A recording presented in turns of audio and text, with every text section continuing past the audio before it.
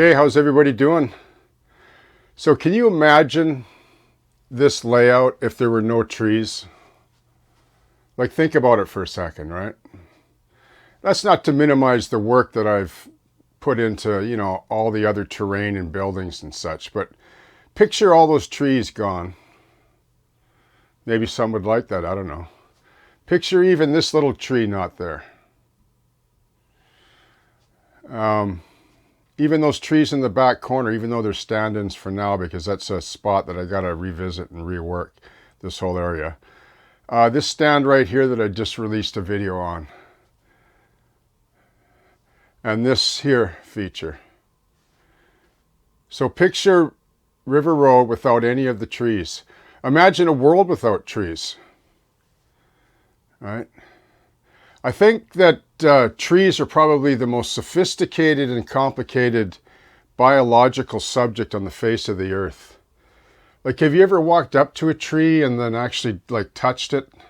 Touch the bark. Feel the needles in your hand. Look at the roots. Things that we don't really think about when we model trees. And part of the reason why I've published this video is because I found some material that I never published on one of the trees. I think it was this one here, and somebody had asked about sisal trees, which I haven't published anything on sisal, and I just want to show you that at the end of this small featurette video about some of the philosophy behind this particular tree and all of these trees. I know that they take work, but I think if you actually master trees, then you've pretty much arrived, in terms of confidence as far as building just about anything. I really believe that. I believe that trees end up being the sort of pinnacle part of modeling that a lot of us don't really realize, because we just don't give it much thought, because maybe we've just been trained culturally through mainstream model railroading. I'm not really sure what it is, but we just seem to think of them last. We don't really give them the credit that they deserve or the attention they deserve. And we don't even realize the impact that they can have on any layout or diorama.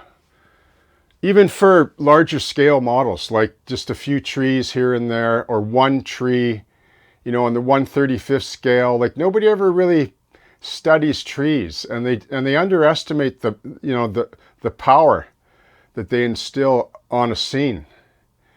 I mean, if you just look at this here, there's only 1, 2, 3, 4 trees. But to me, I could just stare at that. Every day I come into the room and I'm not bored with looking at this scene. And they're just trees, they're model trees, right? Of course it's about the model railroad. Absolutely it is. But, they're part of our world, right? I think if I was to model a desert layout, I'd probably go into depression. No, actually, no, I wouldn't. I would put as much energy and effort into the undulation and layers of, the beauty of the desert, right? When it's in bloom as well. I think that any terrain can be done beautifully if we really dive in and really study it and actually try to model it. That's what really makes a layout stand out, because that's what we're indoctrinated with in the real world. And then when we come in and look at our layouts, right, we want to reproduce that. Well, it's achievable when you have a smaller footprint. I've mentioned that before. I know I preach on that, but don't you want a layout that you can live with? A layout that you can live with that's not going to overwhelm you, that's going to make you feel comfort, and it's going to engage you and pull you in and offer you the opportunities to do all the aspects of the model railroad or diorama that it offers. And that's why it's such a great hobby, right? For that reason alone. Okay, so I'm going to just show you just some clips on this particular tree that I did. Somehow it slipped through the cracks, but it's sort of a wire tree that's been caked with a lot of sawdust to thicken up the trunk, and then just single wire limbs with some sisal and a little bit of 12mm static grass flock as well. And just to touch on that, because I like to try to cover as much of the tree philosophy and methodology as I can, because I know there's so many great ways to do trees. This isn't the only way. It's just the way that I've sort of evolved into doing over a long career of modeling, etc. And I'm still challenged by them. I'm still learning. And it's helping my modeling in other areas. And you want to know why? Because it gives me confidence. And if you have confidence, you can pretty much do anything. Like, you feel like you can do anything when you increase your confidence level. And the confidence comes through practice and through overcoming problems and achieving things that you haven't done before. Okay?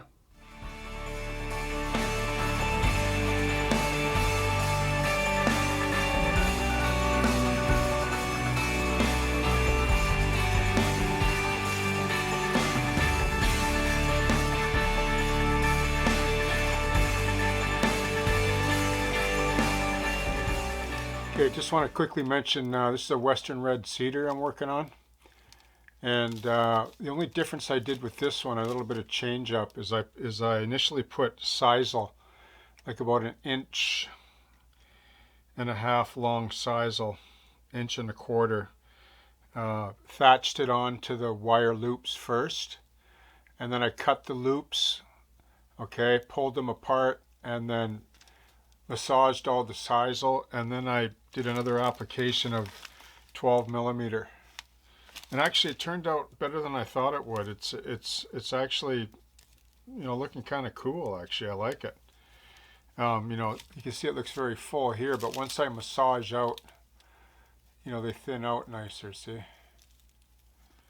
So I did a bit of the root system there as well. So I'm liking the way this one's working out. It's looking like a Western Red Cedar, so yeah.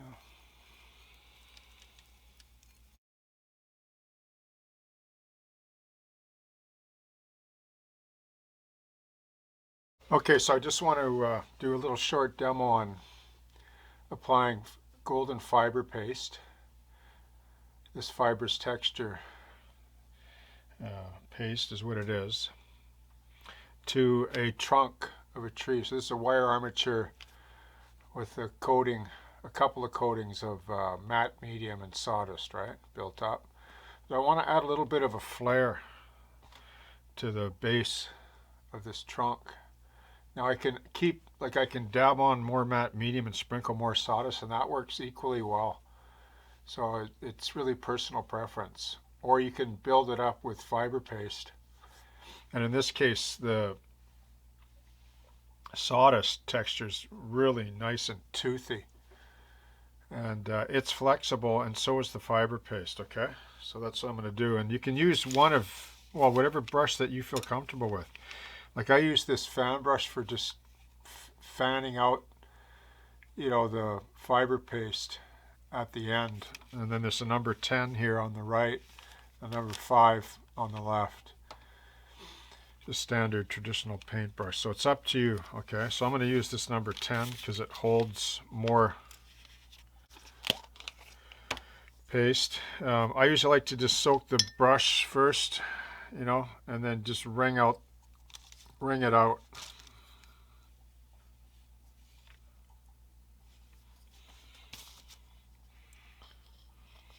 I'm just going to dip my brush. Remember, put your lid back on. Don't forget to leave, you know, this isn't the cheapest stuff in the world. It goes a long ways though, because we don't use it for massive buildup. We use it for putting on a layer, right? But, you know, put the lid back on when you're done, or pull some aside and sprinkle a little water on it to keep it moist. Don't let the air, you know, circulate around inside of here, because it starts to dry out on the top here and gets crusty, okay? So I just take some on a brush like this, and then I'm just going to unload it onto the tree, just a blob, and then I'm just going to work it around. Now you might like to use a tool, a piece of bamboo or a little sculpting tool. It's up to you, but I've always just used a brush, so it's as good as anything because it's fibrous, and the brush actually holds moisture inside of the fibers, which this fiber paste likes, a bit of moisture. So if there's moisture inside of the larger head of the brush with the texture paste on the outside. That's good. It keeps it workable longer. It's already fairly workable. The workable time on this is over an hour, pretty much, before it starts to kick, like depending how thin it is. Of course, you can get retarders too if you want, but I've never had to do it. I just use a bit of water to retard the dry time a bit.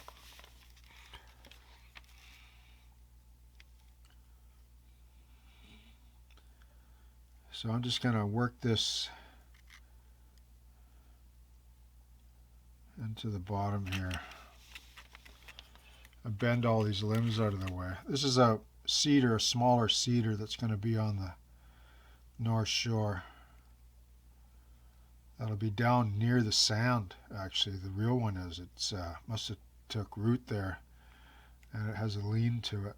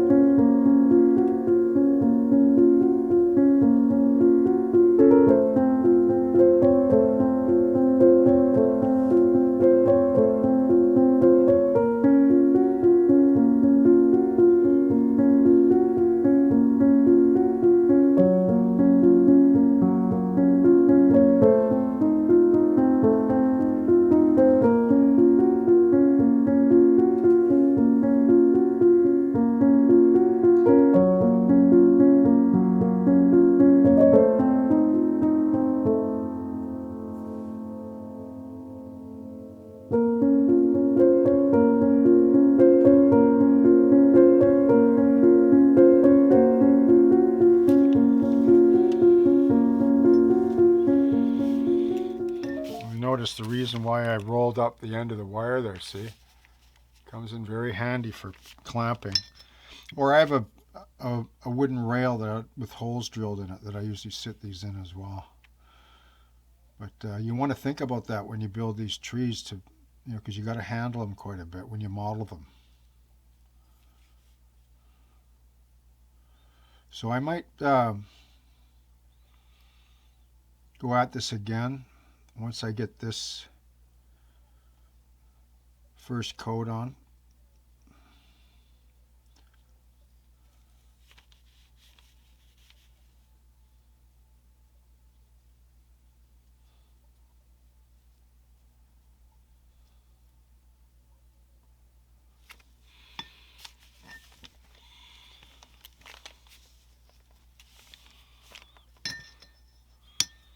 This will probably be the back side of the tree against the bank, so I don't really need a whole lot in there. You can build this up to a 1/4 inch thick, but if you get any thicker than that, then you got to come back to it later and poke holes with it with a number 11 blade or something to let the air get in there, because they tend to form, it tends to form a membrane like dries from the outside in. So if you lay it on too thick, it takes a long time for the inner core to cure. But it's very forgiving stuff.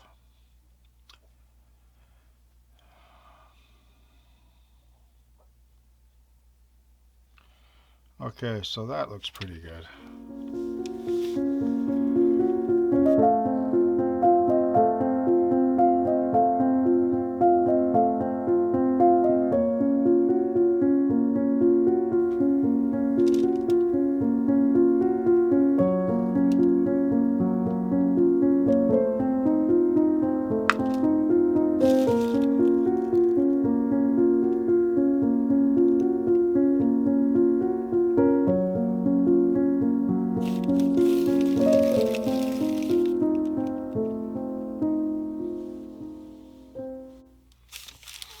Okay, so this is the cedar that I just built up because I realized the tree, that there's 2 cedars on the North Shore with some mixed deciduous. A lot of the trees I'm building just for the beginning of section B or module 2, right?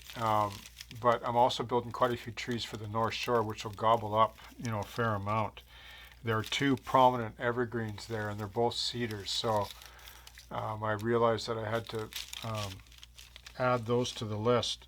Now with this particular one I want to talk about for a second. So this is built up the same way with wire armature. And then I spun the loops, you know, larger loops on the bottom and then shorter on the top. And then I spun in 1, 2, 3, 4, 5, 6, 7, 8, 9 pieces of additional 24 wire, and I just wound them halfway up the tree and just ended them. You can see a few singles I have in here. See, that's the other end of these. And then I built this up with a few layers of matte medium and sawdust. And then what I did was I coated the base of these wires with, you know, lots of matte medium and sawdust, a couple applications there. And you can see the flexibility. Like I want, like this is growing down near the shore, like by the sand. And I really want to model that, and I want to show some of the root system, you know, like maybe going over the rocks or over a, you know, the way cedars are, they just grip onto anything. And you can see the flexibility, right? Like even in the tree, right? So remember how I mentioned about, you know, good quality matte medium and the sawdust over the wire? Like look how I can bend this tree. It's like a maquette or a stop motion animation, like the earlier models, you know, that were made by Ray Harryhausen, you know, back in the day. You know, when he did Jason and the Argonauts, like he built a lot of his models with similar materials and products. You can bend this tree, see? And it's not going to break. You'd have to bend it, you know, probably 1,000 times before it did break with all that wire in there. And that's the advantage of trees like this. And then also too, as you can see, I took the extra time, like I went over the trunk first and then I went over the limbs and with matte medium, you know, stabbed like the bottom and then moved the next ones up.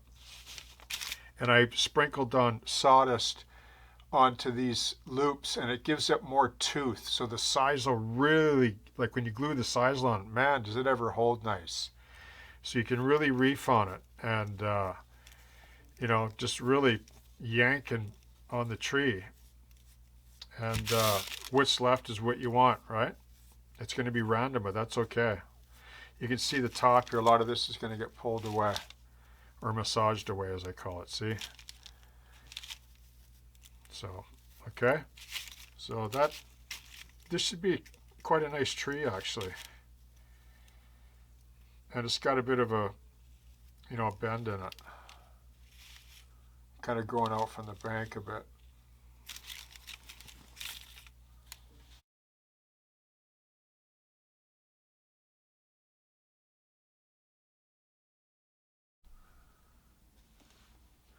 Okay, so I just want to show you how the shape of branches or the position of them really transforms a tree. You can see I've started at the top here.